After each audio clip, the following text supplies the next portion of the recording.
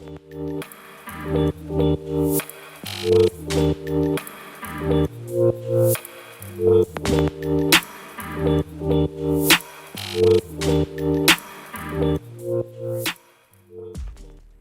to the Manage Self, Lead Others podcast. My name is Nina Sunday, and today I have with us Mark Schulman, who's an international speaker. He speaks on the power of attitude to companies like Dell, American Express, IBM, and he's also international rock and roll royalty because he's been drummer for Pink. He's toured and recorded with Billy Idol, Sheryl Crow. I'm going to go on with a long list. Foreigner, Stevie Nicks, Destiny's Child, Cher and Tina Turner. Winner of numerous gold and platinum discs, and he's appeared on just about every American and European TV talk show, The Tonight Show, David Letterman, American Idol. Mark's message is about the power of attitude. Welcome, Mark, to Manage. Thank you, Nina. What an intro. I want to take you everywhere. And you're quite a rock star yourself in the speaking business, so I feel honored to be. It's fun, like speaker to speaker. I rarely get to do podcasts with other speakers where we can really dive into the nuance. Exactly. So we've been having a conversation about the power of motivation, and my question was, why is it that some people are self-motivated and others are not, and can you learn to be more self-motivated? I think that people that are self-motivated, that does have a lot to do with your influence as a kid, your upbringing, and also your physiology. I believe that we are all born who we are. Like my daughter is 10 years old and she's had the same personality her whole life. So some people are assertive and tenacious and very motivated. Other people by nature are not. But I believe that it is certainly something that we can cultivate and learn. The reason why I've sort of selected attitude as my flagship focus these days, where I'm writing a book with a co-writer, Dr. Jim Samuels, and it's what I speak on is called actually Hacking the Rockstar Attitude, is that we can't always control what happens to us. There's particularly the pandemic is such a classic example of that. But at any moment in time, we all have the power to shift, change, or choose our attitudes about what happened to us. And this is very, very empowering because your attitude is like your point of view. It's your vantage point, your disadvantage point. And remember, it's not what we look at, it's what we see and perceive. But what makes attitude so profound is it's part of this incredibly powerful formula, because your attitude is actually what drives your behavior. And think about that for a minute. So by being committed to consciously shift your attitude, you actually can drive different behaviors, which affects your motivation and then produce more desirable consequences. It's A times B equals C, attitude, behavior, consequence. And you can drive motivation by shifting your attitude and focusing on certain things that motivate you, literally. Gratitude is a very big one. I use gratitude as an attitude shift because gratitude is really a focus on your strengths, on your wins. When you immerse yourself in gratitude, you're pulling yourself out of that component of scarcity, because it's so easy, especially these days in these times, to be focusing on what isn't working and the blocks and the barriers and the fear and the anxiety. When you're focusing on gratitude, you're focusing on sort of the celebration of what you've achieved and what others have achieved. And that can be very motivating. So talking about the power of appreciation, and sometimes people are given gifts and they kind of think, take it in their stride or take it for granted. And if we can actually spend each day being grateful for what has come to us that day, well, it actually cultivates this whole optimism that in fact drives your motivation. Would that be right? Absolutely. And that's consequences. And of course, we started off talking about this nature versus nurture. Yes. The idea that to what extent are you born with, or can you cultivate a winning attitude? And so really, I'm of the belief that it's not fixed mindset, but growth mindset. You can learn to become better, or a better version of yourself, to coin a common phrase.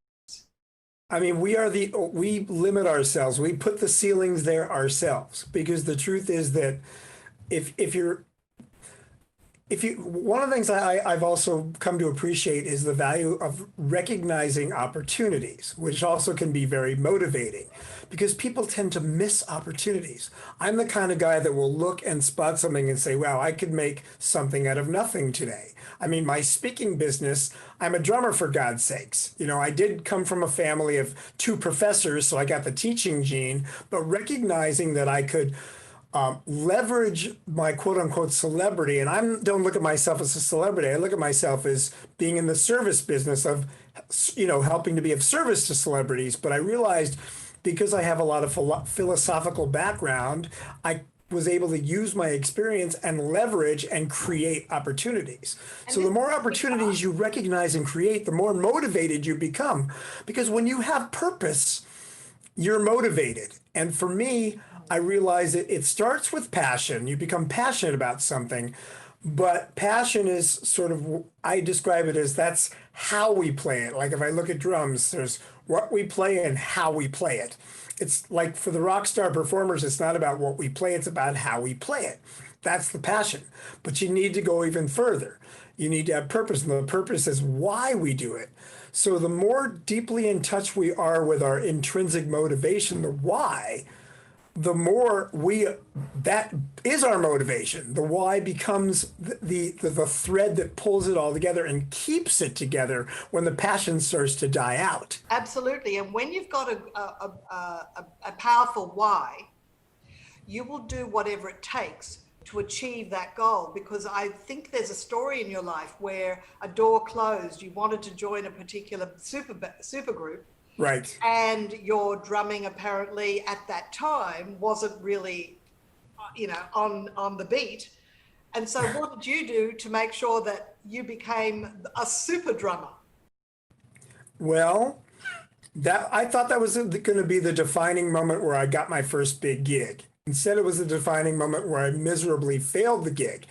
And every entrepreneur I study, any of the greatest accomplished people, all say they failed a gazillion times and they failed really big. So the key is when you fail to use that as an opportunity to learn and to drive more growth and opportunity. So that was the day I was either going to step off the stage permanently, or instead I just got like sort of angry, determined. There's two forms of anger. There's rebellion and determined. I got determined and I thought, I'm determined. I made two promises to myself. I said, no one's going to tell me I'm speeding up or slowing down unless I want to speed up or slow down, because I was speeding up horribly. And I said, also, I'm going to channel and I'm going to convert this fear into confidence.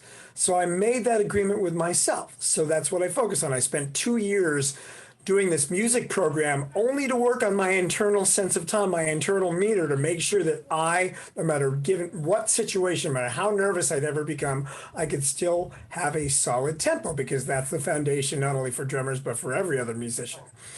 And then the other one is that I would transform my fear into confidence. And that's when I got really committed to studying and learning about philosophy and understanding how I could channel this and how I could recognize the opportunity and then take advantage and take action.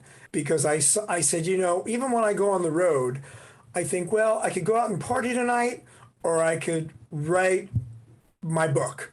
I could write a speech. I could come up with a new concept. I could do a new video. And I start to get motivated because I see the opportunities. And that's what makes me excited, is the opportunity of creating. You've also got an overarching purpose, that why, that drives. Yeah. What motivates us the most, I think, is, we like to say it's all about the journey, but the truth is that goal. If you can see and taste and smell the end goal. I knew I wanted to be a successful speaker, so I saw myself doing that. I saw myself on big stages. I started out doing drum clinics. I was, talking to drummers I did hundreds of those, but that's where I sharpened a bit of my skill set. Then I studied with an acting coach, a director, a storyteller. I studied with Patricia Fripp. I studied with, everybody I could just to learn expand on the craft because I knew that I knew that I could do it. And I was relentless. I would cold call speakers bureaus, and we all know that that's a no-no. But I had a good opening line because I said, "Hey, I'm the drummer for Pink, and I've got this really cool top performance speech that I think might interest you, and it's very different. Can I have 30 seconds of your time?" And nobody said no. So that's how I developed. I cultivated relationships. Every bit of success I've had, I think I said earlier, is based on the relationships that I've cultivated. So it really comes down to how you spend your time and who you spend your time with. And also, Mark, you appear to have the humility of the truly great. By that I mean, you know that if you want to become better at something, you get the best coach and you invest time to master all the underpinnings of that skill. Because I do meet people who go, "Oh, I'm a natural," and they think they don't have to learn anything. But even, the best genius actors, Tom Cruise, Dustin Hoffman, all those great, Meryl Streep, all those great genius actors, they have studied their craft and probably still do study their craft over and over. Oh my God. I got to tell you that, to me, people like you, the successful speakers are my rock stars now. I'm really good friends with Dan Thurman and Shep Hyken and Michael McQueen. And, these people I study, I'm humbled by people that are great at this craft because I believe that even though I'm successful at it, I'm still one of the new kids on the block. Well, because so many people have been doing it for so many years. So I believe we're conduits. I don't believe that it's me. I don't for 1 minute think that it's my ego. I do the work. I can take responsibility for doing the work. But what comes through me, I think that it's so senseless and almost embarrassing when people take credit for stuff that comes through them, take credit for creativity and take credit. It's like, no, you are fortunate enough to have some natural ability to be a conduit, to be connected with something that is firing through you. So have humility, for God's sake. It's interesting you should say that, because one word for it, I think, is the superconscious. And it's kind of the thoughts of the whole world. In other words, if you've got an idea for an innovation or an invention, do something with it, because it's certain that there's another person on the other side of the world with exactly the same idea. The person that will succeed will be the one that takes massive action. Just as I believe the Orville brothers may have invented flight, but someone else actually did invent it, but they didn't do something with it. So no one knows about them. But they I know Malcolm Gladwell talks about that. I forget who the actual inventor is. Yeah. But, and it's funny, and sometimes the first inventor is not the big success story. Sure. Like you had MySpace, which was moderately successful, but then you had Facebook, which was an expansion of MySpace that sort of took over. And wow, so you don't have to be the first. You need to be the most tenacious and the one that's aware that you're responsible for getting your brand out there. And doing everything you can do. Plus, if you believe in your message, then you believe, like I believe that I am of service. Everything I do is of service. When I'm on stage with Pink, I'm of service to Pink, the band, the audience, the crew. When I'm giving a speech, I'm of service to the audience. I don't dare ever think, wow, it's all about me, baby. Look at me. I'm like, if I'm not motivating you to make a change, to take action in your life, then I shouldn't be up here. Well, that's a very refreshing attitude, Mark, and I think that's really how we can serve if we take that attitude of the point of view of the person that we're trying to impact. It's not about making us look good; it's about the message that we're communicating. So it's making them look good. Like I always tell people, when I'm done, I don't want you to go, "Oh man, Mark's such a rock star." I want you to think, "Oh, I feel like a rock star," because that's my goal when I speak, is to impart and give people that swagger and some of the secrets and some of the secret sauce, so to speak, that they can actually use to enhance their personal and business lives by shifting their attitudes. Because the stories I tell are mostly about the rock and rollers and myself and experiences that we've had, but that's what we're here to do, right? As a speaker, it's like you don't get on stage to make yourself to blow yourself up. You get on stage because these people need to hear you. They need to walk away with something that's valuable that they needed to hear that day. So if we take this back to the workplace and to say middle managers who are leading a team, I think could the flaw be is a manager who thinks that they have to be the source of all the good ideas, and it's the kind of look at me, aren't I great? Whereas isn't it their role to improve or increase the capability of their individual contributors? Do you have something to say about that? Well, all I can say is I completely agree, because the most effective leaders are the ones that empower the people that they lead. Even I remember Nelson Mandela talking about his father, who was the head of a tribe, and his father, they'd go to these tribal meetings, and he used to go when he was a kid, and his father would let everybody else talk, and he would speak last. That way he was able to, everybody else really felt like they were heard and felt like they were listened to. You know, what I found is one of the greatest bits of power any of us can have is being a great listener. Yes. And if people feel like they're being heard, you are empowering them. So if you go and you act autocratic and dictatorial, you're not serving people. You're actually sort of barking at them. Exactly. And we feel the most fulfilled when we feel like we've created something or something's come through us. So the great leaders are the ones that nurture everybody to bring out the best in them, not bark orders and tell them what to do to make sure that it gets done. Because that's not for the highest good of all concern. That just means that the leader is might be making his quota, but then you're not holding on to the workforce. And I think one of the trends, certainly with millennials now, is that millennials are very choosy. So, the idea is you want to hang on to great people. And the way you hang on to great people is to make them feel great in the workspace, make them feel valuable, make them feel like they are contributing and they are important rather than just giving them an opportunity. And a manager has to be big enough or confident enough inside themselves to be willing to give credit to other people, to the people around them. And nothing's worse than a manager that actually takes credit for a team member's idea. Oh. That engenders resentment, and that person will never forget. Well, I heard a saying, somebody I was just listening to said, the great leaders or great managers, if you're in a leadership position, they take the flack for the things that go wrong, and they give the wins to everybody else. And Simon Sinek, he's famous for writing that book, Leaders Eat Lunch Last. Because if you're a great leader, like Pink is a great leader. We have 225 people on the road. She is so wonderful about making other people feel valuable.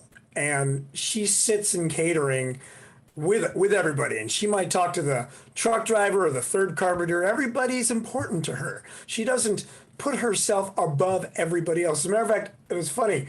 One day there was a long line in catering, and she was at the back of the line, and her manager's like, "Go to the front." She said, "I'm not going to go to the front. How's that going to make everybody else feel? And then what kind of example am I setting?" And that to me is magical. Because that's what great leaders do. Attitude. Great leaders have that attitude. Great leaders empower and embolden everybody else around them, as opposed to taking the credit. And don't get me started on our current politics, but well, we won't, because we're almost out of time, Mark.